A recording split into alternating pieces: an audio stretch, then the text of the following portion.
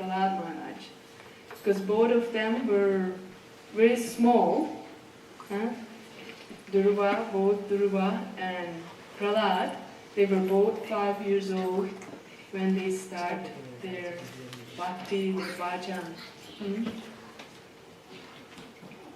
So, Dhruva Maharaj, he was a great devotee of Lord Krishna.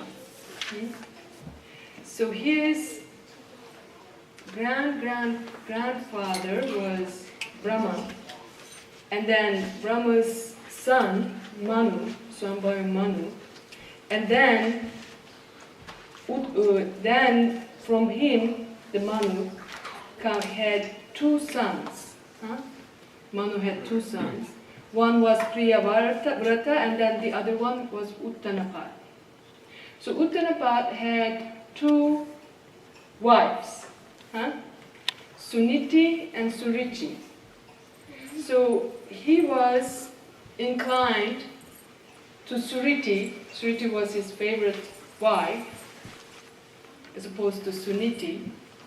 And Dhruva's mother was Suniti. And Suriti had a son, Uttam, Dhruva's stepbrother.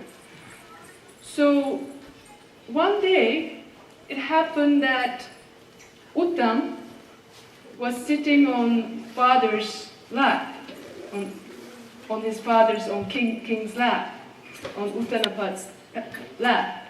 And that time, Dhruva Maharaj came. He was only 5 years old, a small boy he was. And then he also wanted to sit on his father's lap. But that time, when he was about to sit on his lap, Surichi got so angry, she got envious. His son was sitting on the lap of the king, Uttam. But then when she saw Dhruva also trying to sit on his father's king's lap, so she got so angry and she said, "Oh, you cannot sit on your father's lap," she said. In order for you to sit on your father's lap, you have to die and you have to take birth again on my womb, and then you will be able to sit on your father's lap. So even though Dhruva was king's son, he was not allowed to sit on king's lap. Not only to sit, he will not be able to be the next king, according to Surichi's idea or her behavior. So when Dhruva was a small boy, he was a 5-year-old boy, but when he heard this angry words of Surichi, he got so angry, he was breathing very angrily, and then crying, that like sent those words of Surichi, pierced his heart, like a knife. Then he was crying, he left the place and then went to his mother, to Suniti. And then Suniti, being the second wife of king, she was not his favorite queen. So she could not do much about the situation. And also, when Surichi told that Dhruva could not sit on the lap of his father, that time the king couldn't say anything. He was in silence. He was like agreeing with the words of Surichi. So because Surichi was the favorite queen for him. So this reason, Suniti could not do anything, Dhruva's mother. Dhruva went there, he was crying. Then Suniti said to Dhruva Maharaj, "Okay, what your stepmother told you, You should follow. You should follow her order. We cannot do much about this. She is really showing you something that you should follow. And all you can do, if you worship to the Supreme Personality of Godhead, if you meditate on Him, then she said all your miseries and sufferings will go away. Then when Surichi said to Dhruva Maharaj that he is not allowed to sit on his father's lap, then he got so angry also to his brother, to Uttam, and he also wanted to have the kingdom. He had this desire at that time. He saw two things. He saw his brother as his enemy now. Uttam is his enemy now. And then he also wanted to get the kingdom. So he had these two things, two desires now happening in Dhruva. So not only that he wanted the kingdom of his father, but he wanted the kingdom which is greater than his grand-grandfather Brahma. And Lord Brahma is from Brahma law, kind of the highest law in the creation. So he wanted a kingdom which is greater than his grand-grandfather. So he had this desire. Then Suniti, his mother, Dhruva's mother, told him, in order for you to fulfill this desire, you have to worship to the Supreme Personality of Godhead. He can only fulfill your desires. So I will explain also a little bit here some important knowledge is given to us in this story, in this Srimad Bhagavatam, in this Katha. So,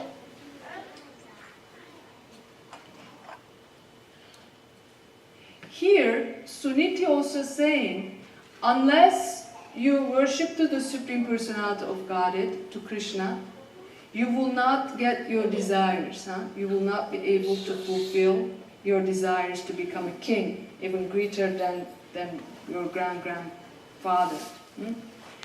So here, two things we are seeing, two important things that is giving to us.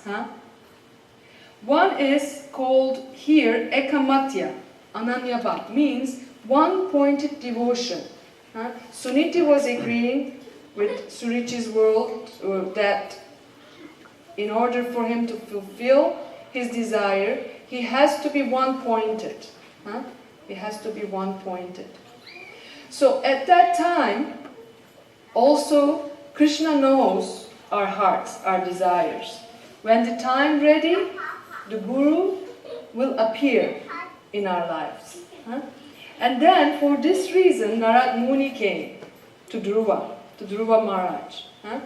And when Narad came, he also said exactly the same things what Suniti told to Dhruva Maharaj, that he has to worship to the Supreme Personality of Godhead. So both of them, they didn't say, oh, you should worship to the demigods, or you should worship to Durga, or to Ganesh, or to Shiva. They said, you have to worship to the Supreme Personality of Godhead, who is Krishna. Krishna is Swayam Bhagavan. This Shastra is telling us. Shastra tells Krishna is the Supreme Personality of Godhead.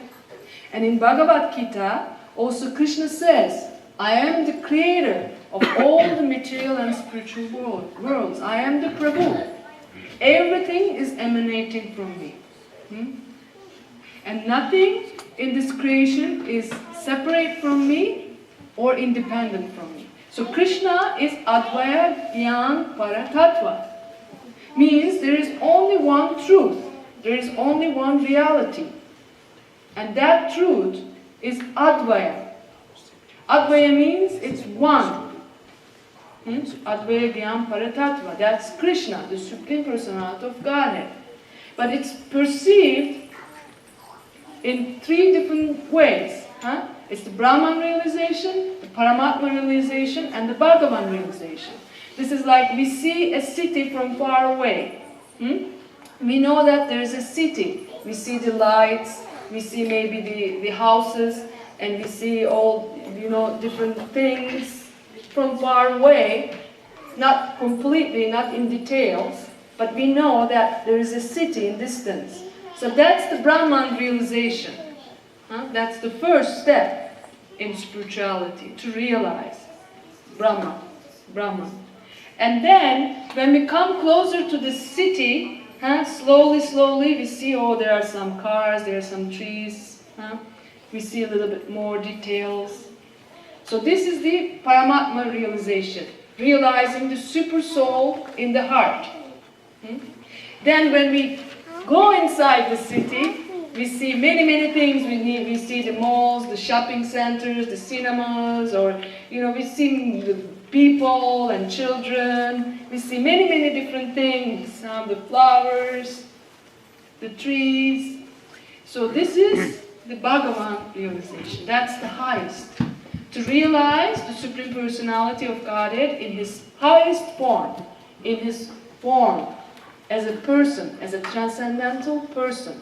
Because Brahman realization is the Jyoti, the Brahman light, the Jyoti which is coming out from Krishna's transcendental body. It's the Brahman, it's the light. But God is not light. God is the source of that light, isn't it? Like there is the light is here, we see it from this lamp. But if we go through the cords, we go to the center, to the reservoir where the light is generating and coming. So beyond that Brahma Jyoti, there is the source of that light which is coming from. So that is Krishna. He is that Brahma, he is that Paramatma in the heart, but in his full form, he is Bhagavan. And Bhagavan, in his full form, is always with his Ladini Shakti, with his Sarup Shakti, Radharani. That's his highest form, with his Sarup Shakti. We cannot see that through Vaidhi Bhakti, we cannot. With Vatsalya, we cannot. So in this highest form, Krishna is always with his Shakti. Shakti Mora Bhesh. Shakti is never different from the source, Shaktiman.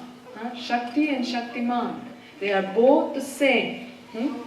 Krishna, Radha and Krishna. Shakti and Shaktiman. So this way, neither Narad nor Sunichi told to Dhruva, you should worship two demigods. Because demigods, they are not independent from Krishna. They are not. And also, the benefit that they give, the demigods, it's temporary. Because they are also conditioned, the demigods. They also have a lifespan. Like us, having a lifespan, certain age, we live 80 years. They also have the time which is equal to their pious activities. When that's finished, also their position as demigod is finished. So their position is also temporary, it's not permanent. And if they give something, any benediction, they cannot give without Krishna's sanction, independently. Also what they fulfill, the temporary things, but not the permanent things. So if the permanent things are spiritual, because our soul is spiritual, we are the transformation of Tatastha Shakti, we are the transformation of Krishna's energy in our real Sarup. Our soul is coming from Krishna's energy, from Tatastha region. So these permanent things only can be given by Krishna. So because Dhruva wanted a position, a kingdom, which is higher than Lord Brahma, his grandfather, this could not be fulfilled by any demigods. Even Brahma. When Hiranyakashipu He wanted to be immortal, isn't it? Hiranyakashipu was a great demon. So he wanted immortality. And he went to Lord Brahma. Please make me immortal. I want immortality. He did 60,000 years austerities. Hiranyakashipu. That to Brahma. Okay. Then give me the benediction that I will not be killed, neither in the air, nor in the sky, nor in the earth. And then Tatastu said, Lord Brahma. And then give me the benediction that I will not be killed during the day or during the night. And Brahma said, okay, Tatastu, I give you this benediction. And also give me the benediction that I will not be killed by any human or anyone which is created by you, by any animal. Give me that benediction. And then Tatastu said, Lord Brahma, and then give me the benediction that I will not be killed in any months. Give me that benediction. So this way, he got the benediction, but not to be killed under these conditions. But he couldn't give him the immortality. Lord Brahma himself, the chief of the demigods, isn't he? He is. So this way, Dhruva Maharaj had to go and worship the Lord Krishna, not any demigods. It says, Krishna, in Bhagavad Gita, if you worship me, everyone will be satisfied. All the demigods will be satisfied if you worship me, Krishna says. We don't need to separately serve to anyone. We don't need to serve to the demigods separately than Krishna. We don't need to serve to our mother and father separately from Krishna. We don't need to serve to our government separately from Krishna. If we serve to Krishna directly, then everyone and everything will be satisfied. Krishna will take care of everything.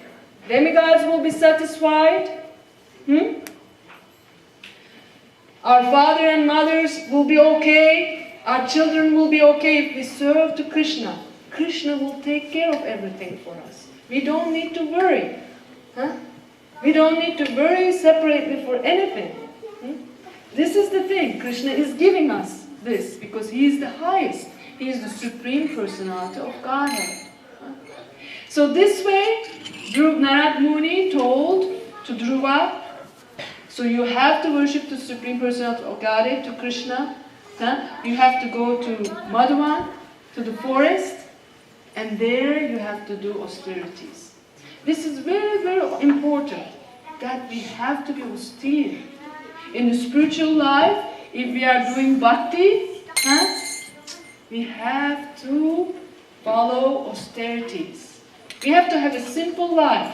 Not that, oh, I have a good life, a nice house, I eat very nicely, I sleep on very nicely, comfortable beds, everything is nice. Then, how about our bhajan? Gurudev told us, in order to do bhajan, we have to follow austerities. We have to wake up early. We don't need to eat too much food. Too much palatable things we should not eat. Too much nice things we should not wear. Simple, very simple life. In India, in Vrindavan, we live very simply. Now in the West, we come a little bit more careful how we look. But in India, doesn't matter, no? Very happy. So all of you are from India. Originally, your ancestors, some of them are coming from India. And your kids maybe took birth here, but they are in Indian families. So you are very, very lucky that you took your birth in India, or at least in Indian culture. Look, we gave up everything. I didn't take birth in India. I took birth somewhere in Turkey, where there is no Krishna. Nobody knows about Krishna. But you took birth in India. This is very, very special. You have to understand this. The Vedic culture, Gurudev told us, to come out of this material miseries, to come out of this, the real miseries of life, which is birth, old age, disease, and death. To come out of this cycle, the soul is going through 8,400,000 species of life constantly. Gurudev said, even we collect all the doctors, all the scientists in this world, they cannot stop death, they cannot stop old age, they cannot stop disease. They cannot. Nobody can. So these are the real problems of life. How we stop death, how we stop disease, old age. He said, now maybe you are young, beautiful, but a day will come, you will not be able to hear. Old age will come. You will not be able to see. He said you will not be able to even walk without the help of a stick. You will not be able to sit. So that's why Prahlad Maharaj said, Kumar Acharit, from a very little age, we should start to do our bhajan. We should chant Krishna's name. From a very little age, we should start. Because the death can come at any moment. It says in the Shastra. The death is dancing in our heads. Anytime. There is no guarantee for anyone. Today, tomorrow, 10 days from now, 1 month, 1 year from now. Nobody knows. So before that comes, the intelligent person, Nishrishashaya Vishaya Sarvatatsya. It says, Labhyam Sudurlabam Idam Bahusam Bhavante. Manushyam Artadam Anityam Apihatriya. So this Manushya, this human form of life, is very, very rare. Bahusam Bhavante. But Artadam, Anityam, even though it's temporary, it's Artadam, it's very, very valuable. In the Vedic culture, Gurudev said, there is only in the Vedic culture, there is the solution, how to come out of this cycle of birth, death and old age. How to come out to break this cycle. That we are constantly becoming dogs, pigs, monkeys and demigods sometimes in the heavenly planets, again humans, again donkeys, monkeys. 8 million species of life. The birds, and the trees, the plants, the aquatics, the reptiles, the demigods. The soul is constantly cycling. So only in the Vedic culture, only in the Vedic knowledge, we are getting this information. No other religion, no other philosophy. That's why you are very, very lucky. You have to learn your culture. Look, we are Videshi, not coming from Indian culture, left everything and living in Vrindavan. Why? I lived in America for 14 years to do my education. But I realized, okay, I had a nice house, nice car, everything, but inside, not happy. Because material things cannot make us happy. Temporary things cannot make us happy. We need permanent things. That's why Dhruva Maharaj, they are saying, both Narada Muni and his mother telling, if you want permanent things, you have to worship the Lord Krishna, not even the demigods. You know, all the other cultures, all the other philosophies, all the other religions, Muslim, Christian, Jewish, all are coming from the Vedic culture. Do you know this? All the culture. If we go back to Sumerians, Mesopotamians, Egyptians, Native Americans, even the Muslim, Christians, everything will trace back to Vedas. Everything, all the knowledge are coming from the Vedas.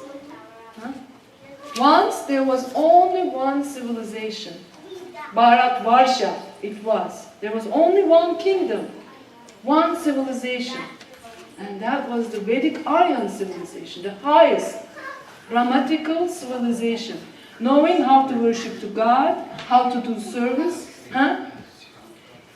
Everything is energy. Everything is created by Krishna's energy in this material world, also in the spiritual world. But in the material world.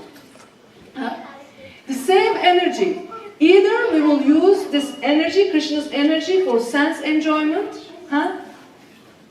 to enjoy our senses constantly, to please our senses, to our selfish desires. We will use this same energy, Krishna's energy, or we will use the same energy for spirituality. Originally, the energy is spiritual because it's coming from Krishna. Everything is Krishna. Krishna is Advaya Gyam Paratattva. There's nothing separate, there's nothing independent from Krishna. Everything is Krishna. Everything because it's Krishna's energy. But either we have a choice. Krishna is giving us the free will. We will have the choice. We will use this energy to enjoy. To see good, beautiful things. To watch nice movies. Or to hear nice, beautiful melodies. Or to touch nice, comfortable things. Or to eat very delicious things for our tongues. Enjoyment. It's the same energy. Everybody is doing. Everybody is. You know, this Monday, to come here, I had to be a little longer in the airport, unfortunately, in Miami. It was so hellish. It was so hellish. All the duty-frees, all the shops, you can shop anything you want. All the Starbucks, all the things. I got headache. People are constantly going from one place to another, enjoying, drinking, eating, whatever. All day waiting. I couldn't wait to get out of there. It's the same energy. Some is using to enjoy their senses, to satisfy their own selfish interests, desires, and some are using for spiritual things. Going to Vrindavan, doing parikrama, chanting the Hare Krishna Maha Mantra, doing Mangal Arti. The same energy, we are using it for Krishna's benefit. To give pleasure to Krishna, not to our own senses. Rishikesha, to give enjoyment to the master of the senses, who is Rishikesh. Krishna is the master of our senses.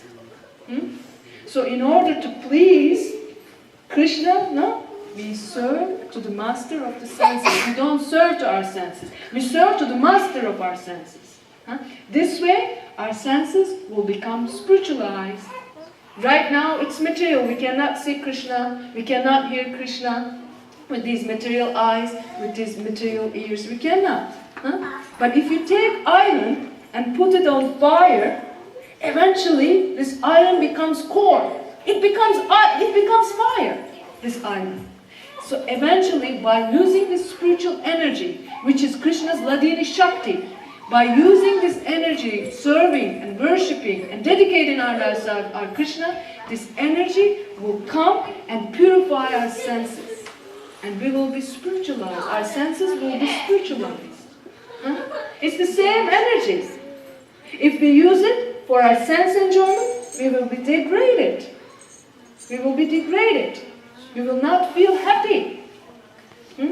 Because material things cannot make us happy. It's temporary. We maybe buy one day one nice toy, one nice computer, one nice MP3. We are very happy. Maybe we sleep with overnight next to us. But then next day, oh mommy, oh daddy, I want something else. I want a chocolate. We forget. There is no end for the material desires. Gurudev says it's like pouring ghee to the fire constantly. It doesn't end. Material desires will not end. So there is no way that anybody can be happy in this material world. Even the president, Gurudev said, president of America is not happy. Even the highest countries which there is a comfort, people are not happy. Because we are originally spiritual. We are coming from Krishna's Tatastha Shakti. Our soul is spiritual. That's why we cannot be happy in this material world with the material things. So that way, Narada Muni, who was the guru of Dhruva, told him to go to the forest, to worship, to meditate on Lord Krishna. So then Dhruva went to the forest, to Madhuvan. So there, 6 months. 6 months he stayed and meditated. And the first month, he will eat only every 3 days. Only he will eat these dry leaves. Sorry, fruits. They're fruits and berries in the forest. The first month. He's doing austerities. Because that's very, very important. To have an austere life. Tapasya. It's necessary. By doing tapasya, Lord Brahma got the benediction from Lord Krishna to create, to become the second creator of the material universe. It's very, very important. Tapasya. All the rishis, maharishis, Valmiki, they all did tapasya. They all did. And then the second month, Dhruva will eat every 6 days on the dry leaves in the forest.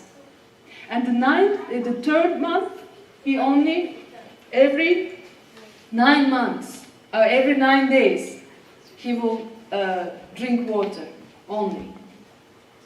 And then every 12 days on the 4th month, he will breathe. Then what happened? The 5th month, he was standing on his toe. Then he closed all of his holes in the body, and then because he was pushing the earth down with that power, the half of the earth was pushed down by his toe, standing on his toe. Then all the demigods, they become suffocated. They couldn't breathe. And they went to Krishna and they told that they could not breathe. And that time, Krishna told them, you don't worry, and I will take care of that. That Dhruva is a great devotee of mine, and I will take care of this. This way, we see, by Dhruva's austerity, by Dhruva's devotion to Krishna, demigods were pleased. Krishna is telling us, you don't need to worship the demigods independently. They will be pleased if you worship me only.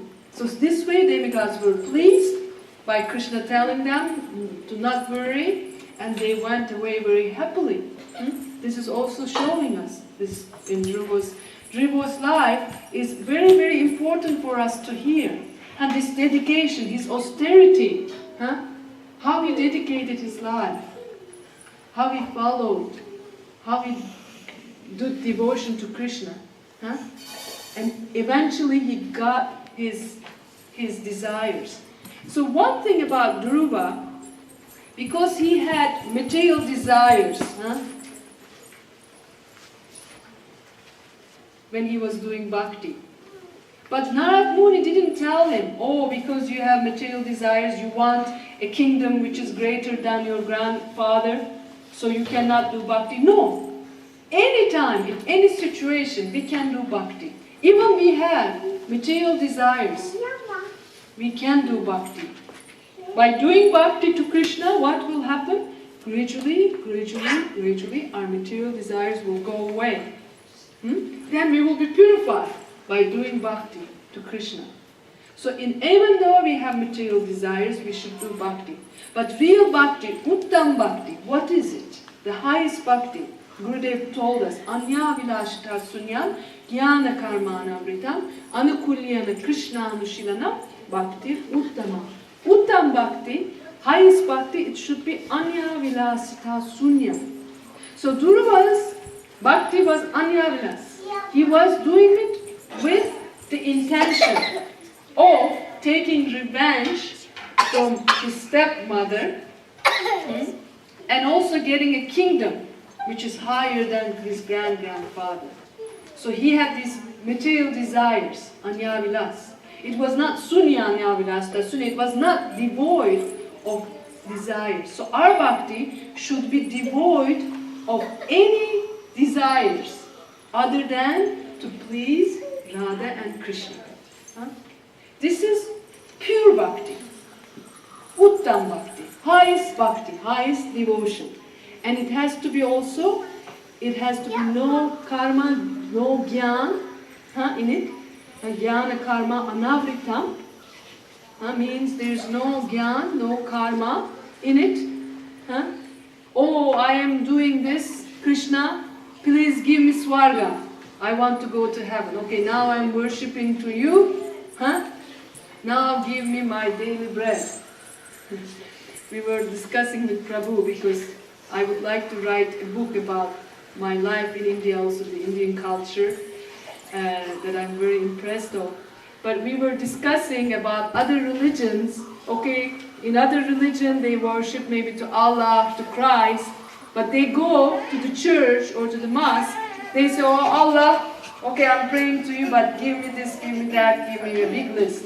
Please give me my son married to a nice wife, nice grandchildren, nice houses. Give me my daily bread, the Christ, Krishna, Christians are. So this is also demigod worship. So what? Because we are going there with desires. It's what is the difference than worshipping to Durga or Ganesh or give me this, give me that? No. So there is no difference then, isn't it?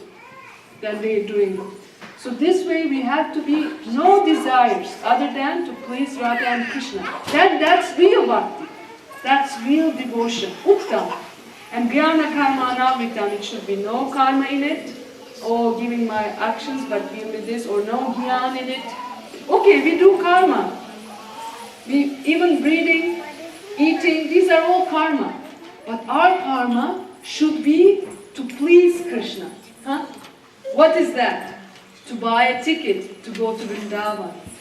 Huh? We work, we save money, buy a ticket, come to Kartik, Vrindavan, go to the parikrama places where Krishna came, and that his pastime places with the gopis in Braj.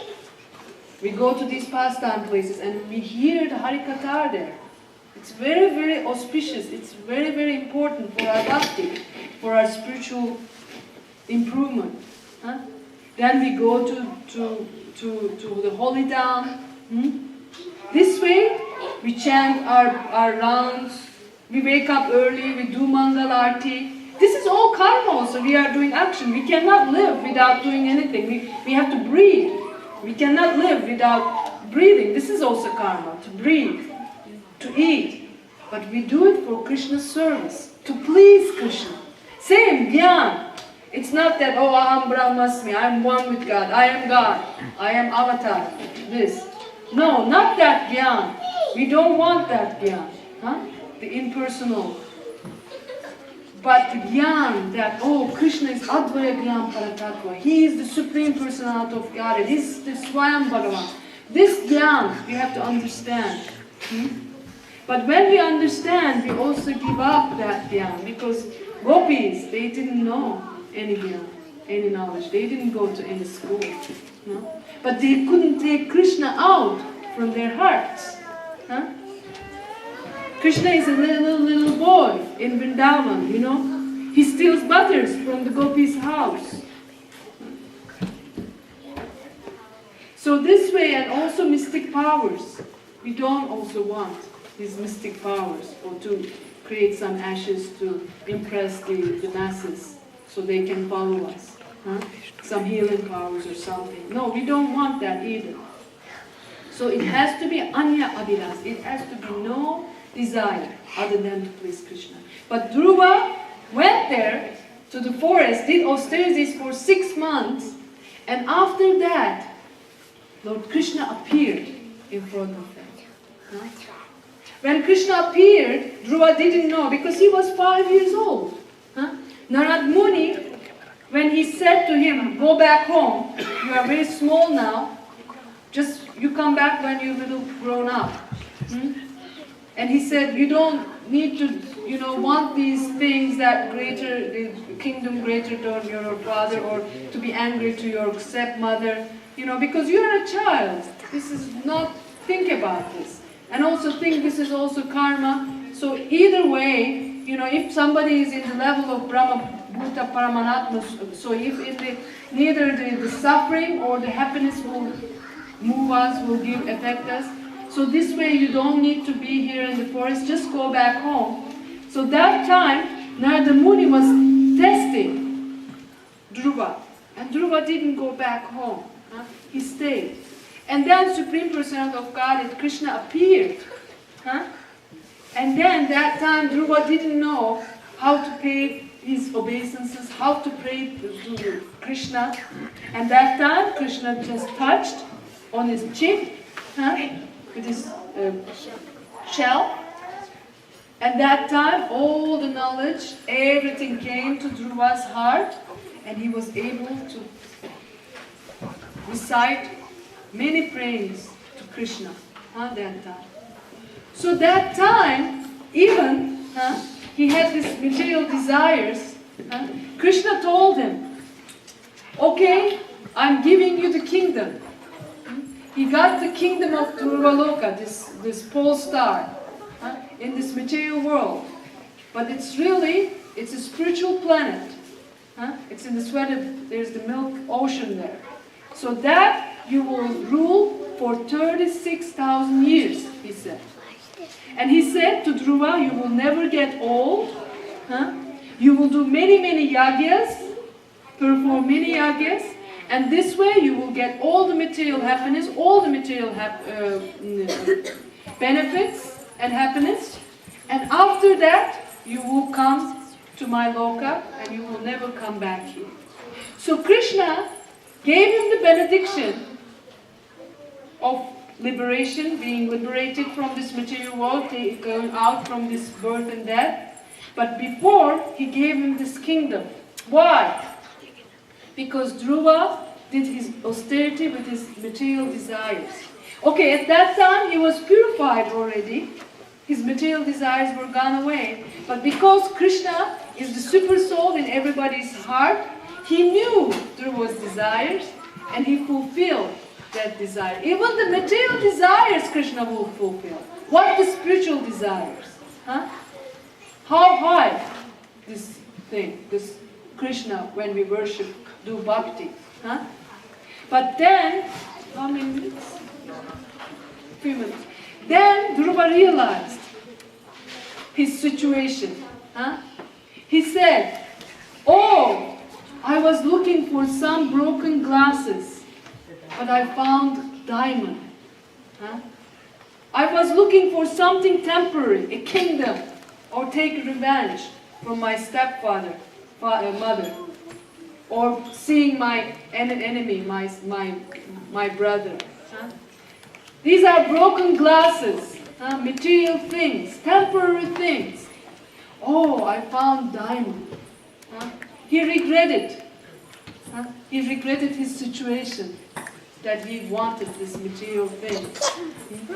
But it was late, because Krishna knew his heart and fulfilled his desire and gave him this Dhruva-loka for him. For 36,000 to be a king there. Then after that, he will come there. So we should understand, Dhruva Maharaj's life should teach us how important is to dedicate our lives to Krishna. How important to the austerities. To be one-pointed devotion. How important. This way, not only the spiritual desires, but the material desires will be also fulfilled, as we see in Dhruva Maharaj's life. But we should always remember, anya vilasita sunyam, with no desires other than to please Krishna. Otherwise, like Dhruva Maharaj, we have to wait 36,000 years before we go to Krishna and serve him directly, face to face. This is another teaching for us.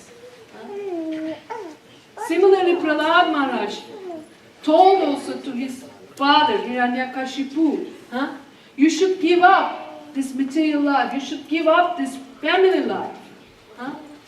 It's like the family life is like a dark well. Dark well. There was one story I tell and I finish. Okay? There was a man, a hunter, went to the forest to hunt. That time, a tiger came, wanting to eat him, start chasing him.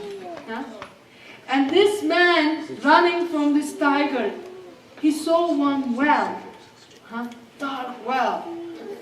And there were two branches going down to this well. And then in order to save himself from this tiger, he held these two branches and then went inside this well. And when he went inside this well, the tiger was stuck on this outside on the well, wanting to eat him. And that time, he heard some noises down in the well, dark, in the bottom. And he looked, and he saw snakes down in the bottom of this dark well. The snakes are down. He cannot go more down in this dark well. And the tiger is roaring on the top, and the snakes are hissing on the bottom, and he's holding these two branches. And at that time, that moment, he looked, and one white rat, one is eating the branches, one branch that he's holding, and the other branch, the black rat is eating the other branch that he's holding.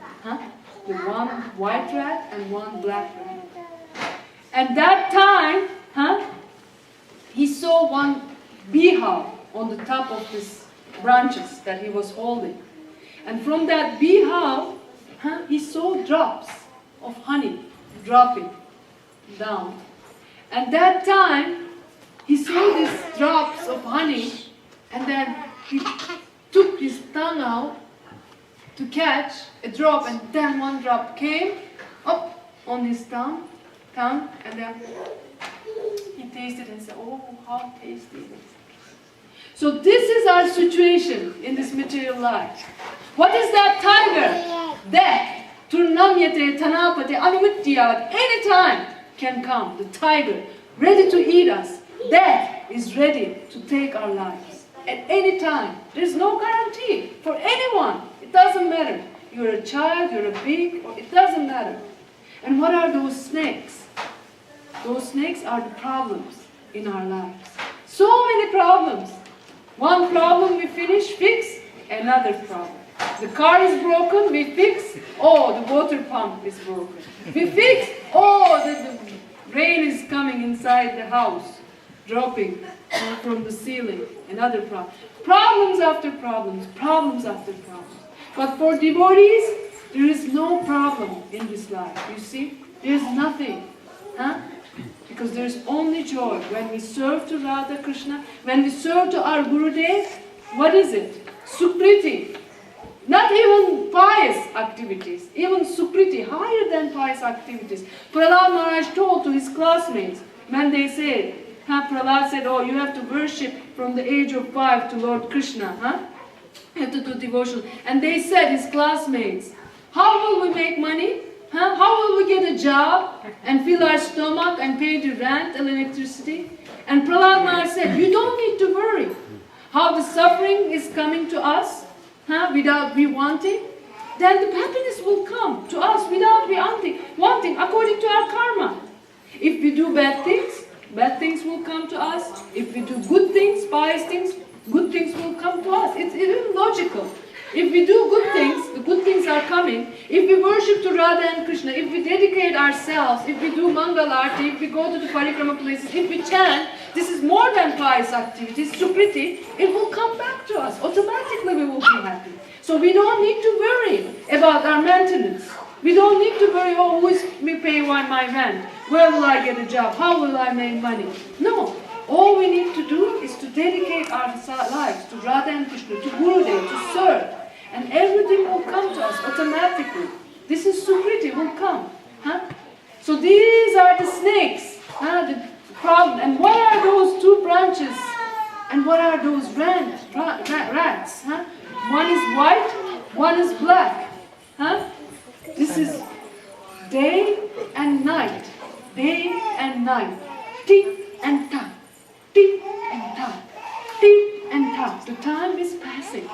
The time is passing. 5 years passed. Oh, my 5 years is gone. I'm 5 years old. 10 years passed. Oh, I'm 10 years old. I'm 30 years old. My 30 years are gone. I'm 40 years old. I'm 50 years old. My 50 years are gone. Tick and tock. Day and time. Day and night. Day and time. The time is running. The time is running against us. Kal. Kal is controlling our lives. All of us. Nobody can escape from the clutches of time. And what is that honey? What are those drops? Oh, we have very nice kids. Very cute. They are very, very, look, How nicely she is speaking. Oh, mommy. Oh, papa. I want a chocolate. Give me a chocolate. Oh, how sweet she is. Oh, how cute he is. We forget everything. We forget death, which is in our head, dancing. We forget all these problems which are ready to bite us. We forget the time is passing, day and night, day and night. Our life is eaten by cow, by time. We forget.